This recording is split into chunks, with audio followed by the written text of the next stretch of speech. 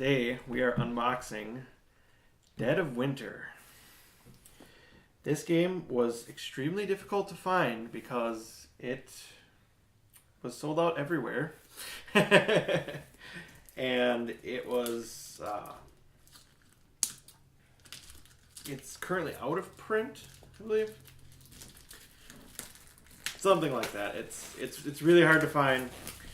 It's going for a lot of money, even online, and we happened to find it at a bookstore that doesn't specialize in games, so we got pretty lucky in finding it.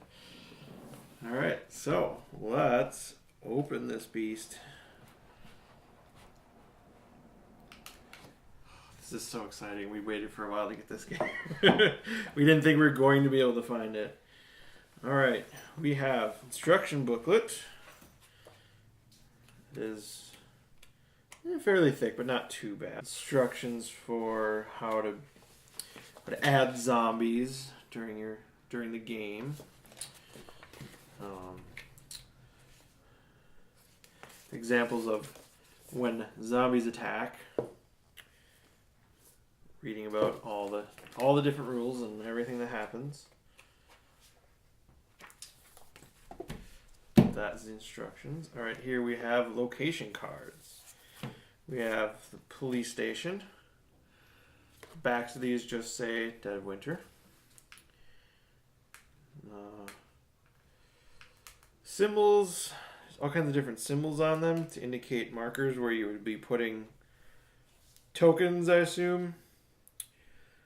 I know the ears are for if you rummage, you create noise and you add ear tokens, and it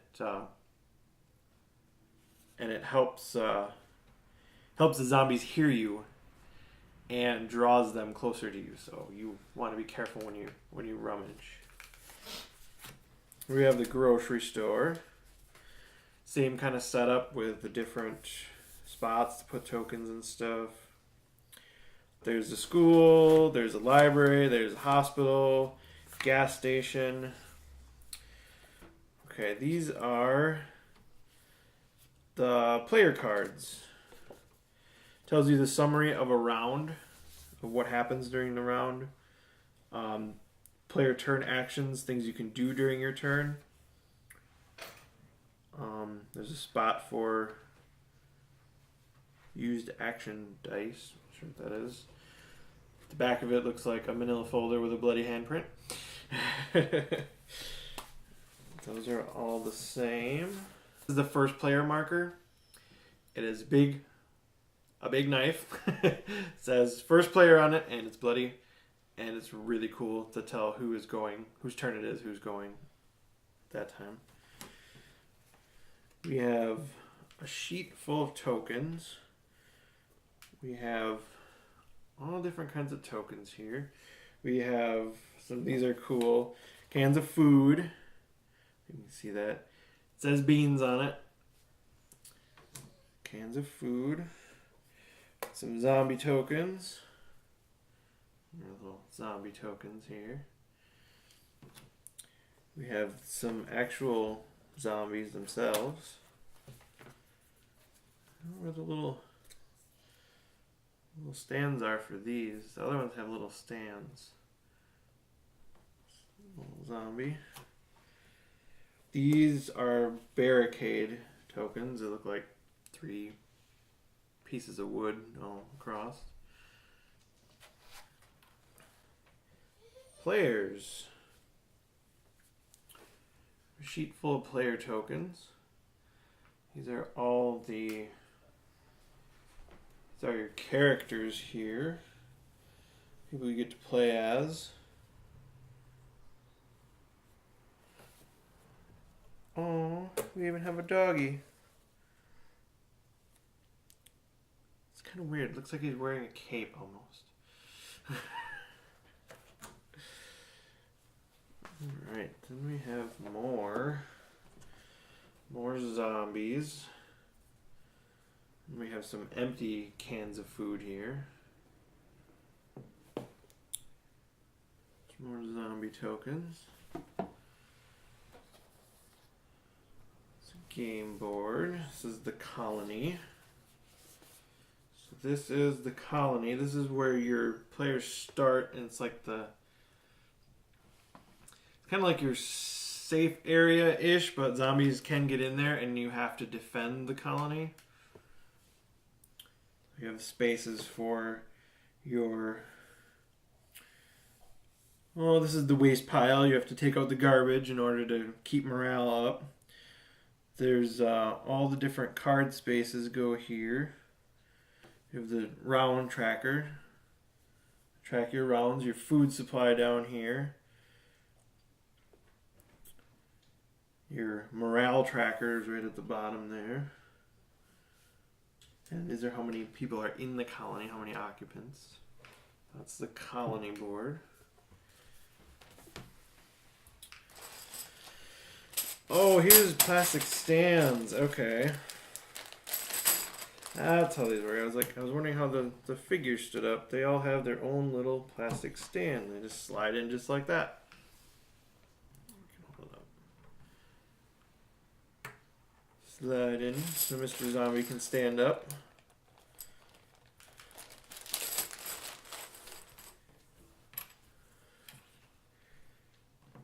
You have the doggy. Mr. Zombie now has a dog friend. It's Zombie's best friend too. Alright. Bag full of dice. They're all standard D6s. Blue. Except for this dice. This is a special dice for the game. There is a symbol that looks like a skull inside of a snowflake. That is for frostbite. Because it's the dead of winter, so you can be outside and get exposure, and then you have to roll, you get an exposure damage. And then there's the regular skull, which means the damage from any kind of physical damage. Wound. Any kind of physical wound. And then there is a tooth. And I believe the tooth is when you actually get bit by a zombie. And that is no good. Dice. Alright, and now we're on to the cards.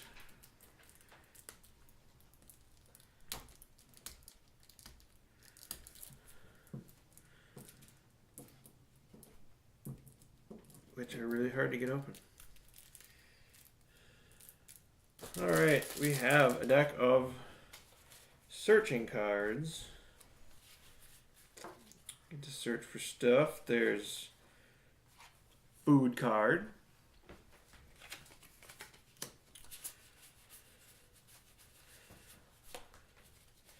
There's medicine. Card with medicine on it.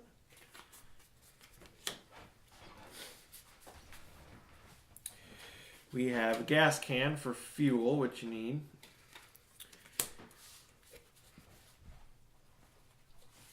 There's junk, which goes and can make up the waste pile. It says reroll an unused action die you control, so you can do that. Oh, it's a tactical rifle. That would come in handy. Very much so. This is your classic 1911 pistol. Good for all apocalypses. More fuel and more food and some Outsiders cards. If you're fans of The Walking Dead like we are, Outsiders are always bad. Just all kinds of different cards that you can draw during the course of the game to give you, they're either good or they're not so good or they're bad. So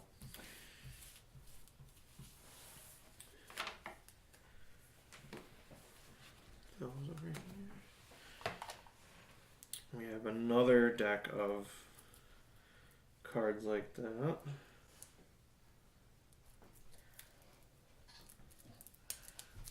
search symbol on them, which were much easier to open than the first pack. More food, medicine. Got some snowshoes. Those will come in handy. And a wrench. Wrenches are all-purpose zombie weapons. More outsiders and fuel and more of the same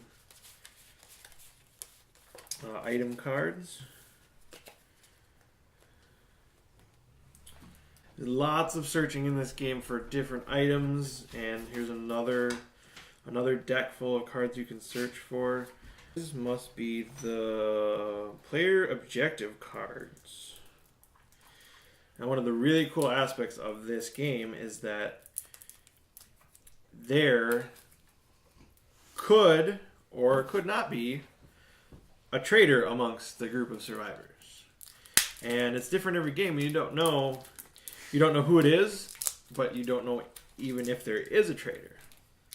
So everyone could be working together the whole time, or someone could secretly be working against you, and there's no way to tell until the end.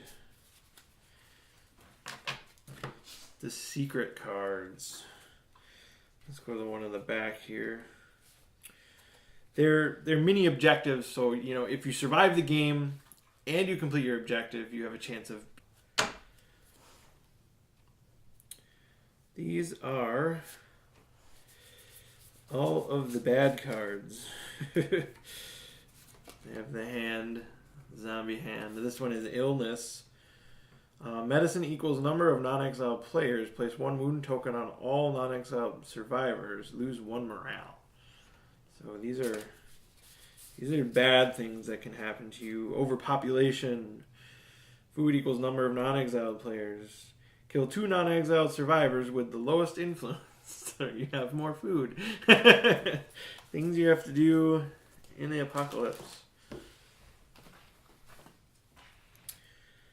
All right.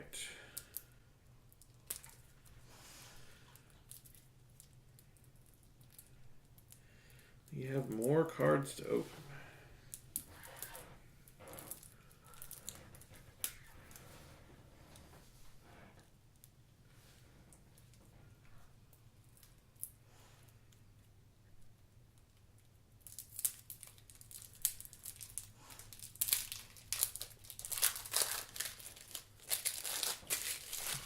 All right.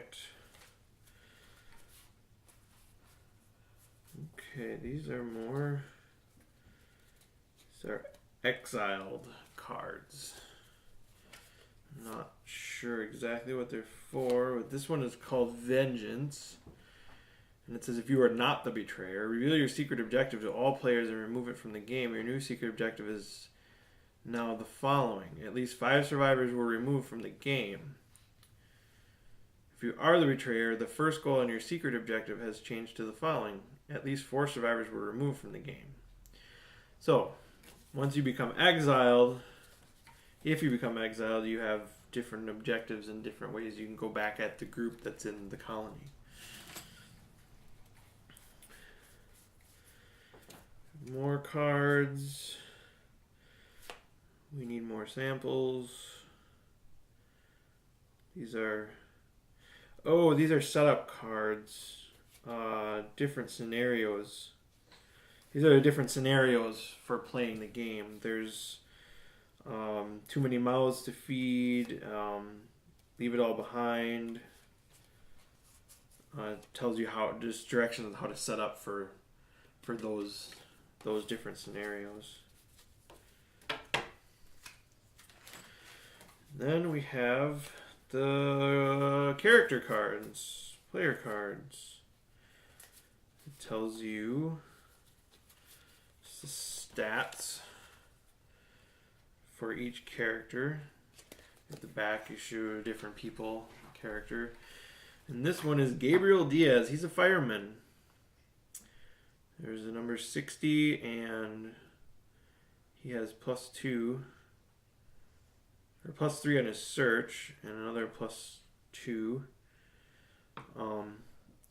Once per round when Gabriel is at a location with an item deck, you may reveal the top 4 cards of that item deck. If you reveal any outsider cards, you may place one into your hand, shuffle the remaining cards back into the item deck. So that's one thing that he can do.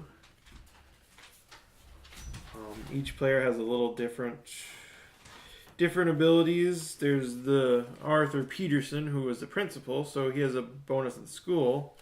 Once per round, when performing a search at the school, you may look at and keep 1 additional card. So he does better when he's at school. There's different things like that. There's a whole bunch of different characters and different people that come and go through this. Oh, and there's Sparky the dog. Anyway, when rolling for exposure with Sparky, if you roll a bite, treat it as if you rolled a wound. When spreading a bite effect, ignore Sparky. So dogs are immune to the zombie infection. That's good to know. Alright, wow. Another deck of cards.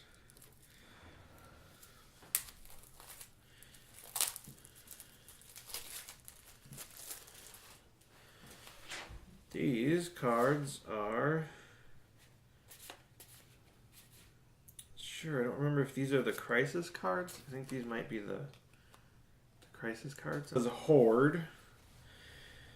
If the player moves the survivor and doesn't play a fuel card. Okay, there's like a little story and...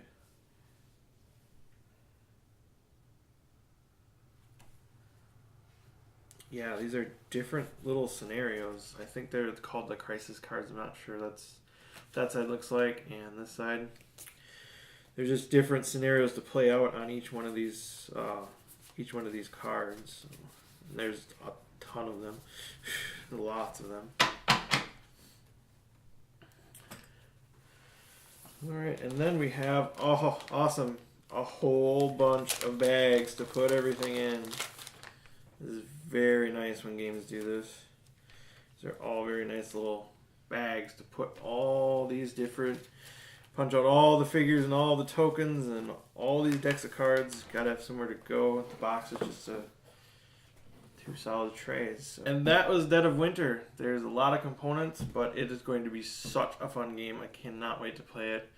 We've been so excited to get this one. It was hard to find, but we made it. We found it. Yay.